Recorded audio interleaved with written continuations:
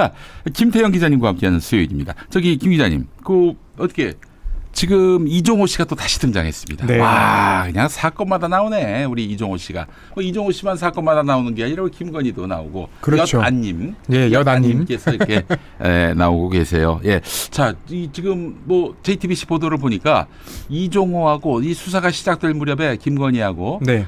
굉장히 많은 통화를 나눴고, 네. 또 보니까 이종호가 김 여사 폰만으로, 그러니까 김건희 폰만으로 통화한 게 아니라 다른 사람 폰으로도 통화했다. 이렇게 검찰 가서 진술한 게 있더라고요. 그게 코바나 컨텐츠 직원 폰으로 냈다는 거예요. 네, 그러니까 이 코바나 컨텐츠 직원이라고 하면 네. 대부분이 다 지금 대통령실 들어가 있는 사람들인데 그렇지. 누구 번호로 했는지도 사실 좀 궁금하긴 하고요. 윤 씨 아닐까 혹시 그 윤 씨? 그 유명한 그분. 그렇죠. 저기 네가 돌려보내라 했는데 깜빡해서 돌려보내지 못했던 그 윤 씨. 네. 그래서 이 사건 내용을 좀 살펴보면 이제 이종호 씨가 수사를 받아요. 그때 이제 2020년 8월에서 9월쯤이면 이제 수사팀이 다시 재구성이 돼서 열심히 수사를 시작할 무렵이에요. 네. 그래서 이 사건 수사를 하는데 피의자로 조사를 받게 된, 참고인으로 조사받게 된 그날에 이종호 씨가 조사받게 됐다고 그 기사가 나온 그날에 전화를 그렇게 했다는 거죠. 아이고, 우리 여사님이 또 그렇게 그 위증교사 하시려고 하셨나? 아니 이게 이재명 대표일 같으면 위증교사로 엮었을 거 아니야. 그렇죠. 그리고 40여 차례 연락을 했다는 거고 그리고 다른 번호로도 연락을 했다는 거는 이게 이제 법 기술자들의 실력이잖아요. 그러니까 우리가 일반인들은 그런 생각을 잘 못해요. 어떤 거냐면 오늘 나랑 이렇게 이제 범죄를 저지르는 사람이 있는데 이 사람이 검찰 조사를 받으러 간다 하면 다급해서 야 이거 너 가서 뭐 잡혔어, 걸렸어, 뭐 검찰이 뭐 갖고 있는 것 같아, 이런 거 물어보죠. 공범들은. 그렇죠. 공범들 다 물어보죠. 근데 다른 사람의 전화를 가지고 전화를 해서 이거 했다는 거는 너랑 나랑 통화하는 것도 문제가 될 수 있겠다. 야, 내 번호 말고 딴 번호로 할게. 이런 가능성이 있는 거죠. 그래야지 나중에 검찰이 통신 기록 조회할 때 그게 이제 안 걸릴 거 아니에요. 그러니까 지금 자기 폰으로 한 것만, 그러니까 자기 폰으로 이종호하고 보내거나 받거나 한 게 30여 차례죠. 30여 차례고 그 말고 다른 폰으로 또 했다는 거면은, 그렇죠. 이거면은 뭐 우리 김 여사께서 이게 뭐 그냥 단순한 쩐주가 아니라는 걸 또 보여주는 거 아니겠어요? 이종호가 2차 주포였잖아요. 그렇죠. 주포였고 이 사람은 최상병 그 사건에서도 등장하는 인물이기도 하고요. 그 본인이 뭐 VIP한테 뭐 인사 청탁을 하겠다.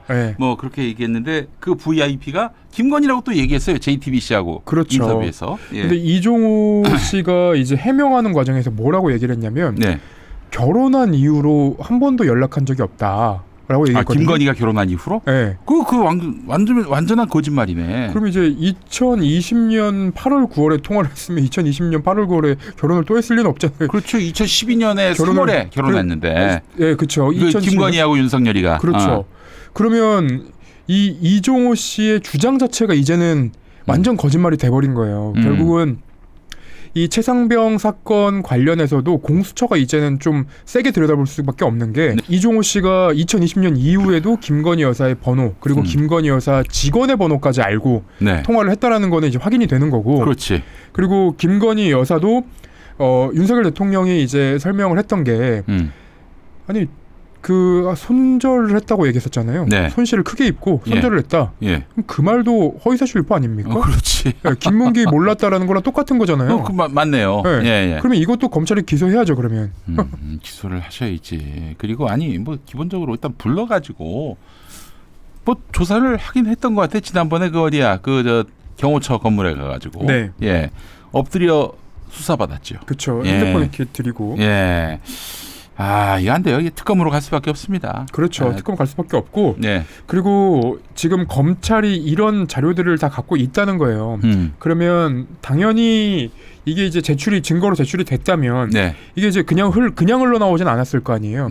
제가 볼 때는 이 기자들이 판결문이나 어디에서 단서를 잡고 물어봤거나 아니면 이제 요 검찰이 그러니까 이거는 이제 좀 이거는 뇌피셜인데 검찰이 수사 동력을 얻기 위해 기자들한테 흘렸거나 둘 중에 하나겠죠. 후자일 가능성은 얼마나 됩니까? 윤석열 정권 하에서 그게 가능할지 여부는 사실 잘 모르겠어요. 근데 지금 도이치 그 수사팀은요, 김건희에 대해서 차라리 판단을 안 내리고 네. 계속 묵혀두는 것만으로도 김건희를 불안하게 하잖아요. 그렇죠. 굉장히 그 말하자면은 자기 직을 걸고 그렇게 하고 있는 게 아닌가 하는 생각이 듭니다. 그 사실은 무혐의를 내려줘야 정답인데 네. 그 정답을 피해서 지금 계속 쥐고만 있단 말이에요. 얼마나 불편하겠어요. 그렇죠. 윤석열하고 그러니까 김건희가. 검찰이 가장 힘을 갖는 시기가 언제냐면 수사를 다 해놓고 예. 갖고 있을 때예요. 네. 아무런 처리를 안 하고 있을 때. 언제든 칠 수 있을 때. 그렇죠. 예. 그러면 이제 사람 피가 마르거든요. 그렇지. 근데 지금 결국은 이제 이창수 중앙지검장도 네. 그 판단을 해야 될 시점이 올 텐데 네. 전 정권 그리고 윤석열 대통령의 정적 네. 이런 사람들만 타겟을 해서 수사를 할 것인가 예. 아니면 살아있는 권력을 쳐서 네. 검찰의 존재 의의를 밝힐 것인가. 그러니까 그럴 수밖에 없는 게 지금 검찰이 여태까지 본인들의 잘못을 덮고 그리고 본인들의 존재 의의를 설명할 때 우리는 살아있는 권력 수사를 하는 곳이다. 살권수. 그 검찰이 없으면 거악과 싸울 곳이 없는데 너네 그 검찰을 왜 자꾸 없애려고 하냐라고 이제 민주당을 계속 쳤어요. 그렇죠. 근데 살아있는 권력 그리고 이건 거악이잖아요. 네. 안 치잖아요. 네. 그러면 앞으로 이제 검찰 개혁을 한다고 할 때 어떤 얘기를 할 수 있을까? 그래서 최근에는 검찰에서 어떤 설명이 나오기보다는 이 국민의힘에서 이재명 대표 방탄이다라고밖에 할 수가 없는 게 예. 마땅히 설명할 방법이 없어요.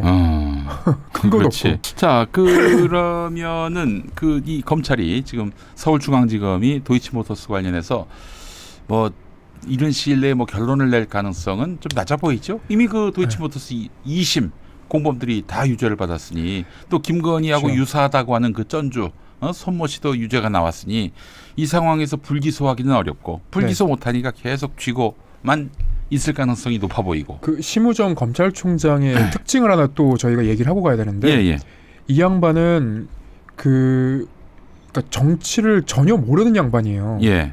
그래서 아버지가 정치인이었지만. 네, 정치인이었지만 예. 오히려 정치에 관심을 완전 떼고 살아서 예.